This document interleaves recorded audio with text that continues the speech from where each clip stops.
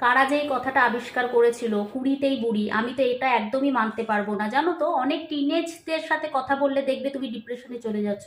তাদের হাসতে গিয়েও মনে হবে যেন টাকা খরচা করে মনে হয় হাসতে হয়।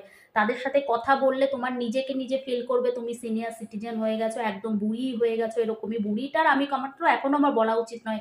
মানে তোমার মনে হবে তোমার অনেক এজ, অথচ তাদের বয়সটা কম।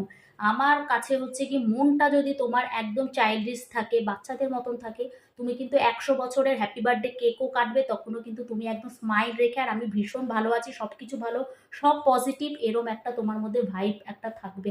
তোমার ওপর ডিপেন্ড করছে তোমার এই বুড়ি লাগা আর কম বয়সী লাগা আর যাই হোক। এই যে দেখো, আমি এক বাচ্চার মা হয়েও এখন এরকম নয় যে আমি 12 হাত শাড়ি পরে ঘুমটা দিয়ে থাকলেই আমি এক বাচ্চার মা, তা নয়। আমি তো আমার যখন মনে হয়েছে এই যে ফ্রকটা টানানো ছিল, আমাকে বলতেও হয়নি, কৌশিকের দিকে শুধু তাকালাম, দেখলাম কৌশিক সোজা গিয়ে ফ্রকটা কিনে নিয়ে চলে আসলো আমার জন্য। এটা জানো তো, ভাইজ্যাকে বেড়াতে গেছিলাম, সেখানে একটা মেলায় না ম্যানিকুইনের ওপরে লাগানো ছিল, আর এত ভালো, আমিও তাকিয়েছি কৌশিকও তাকিয়েছে। তো এটাই হচ্ছে ব্যাপার, তার জন্য অবশ্যই লাইফ পার্টনারকে একদম থ্যাংক ইউ। তো আমাদের কিন্তু নিজেদেরকে নিজেদের ভালো রাখতে হবে, হ্যাপি রাখতে হবে, বয়সটা মাথায় রাখার কোনো দরকার নেই। আমি এক বাচ্চার মা না, কত বছর বয়স আমার কিচ্ছু জানার দরকার নেই।